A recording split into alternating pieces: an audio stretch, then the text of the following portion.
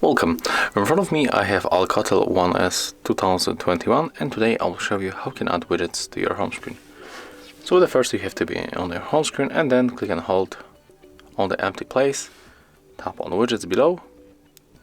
Right now you have to choose your widget. For example, I'm going to get this one. So you have to click and hold it, and after that put it, for example, in this place. Right now when you make it, you have to choose your city. So we are currently in Poland, so I'm going to set up Warsaw, and we can also select second city, so we can go for Amsterdam.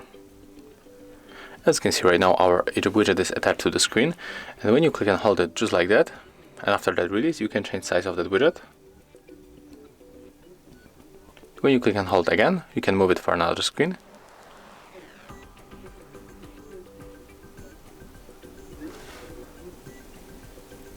When we go below, for example here, and when you want to delete this widget, you can just go for the right upper corner and then slide to the remove. And basically that's how you can make it. If you found this video helpful, remember to like, comment and subscribe to our channel.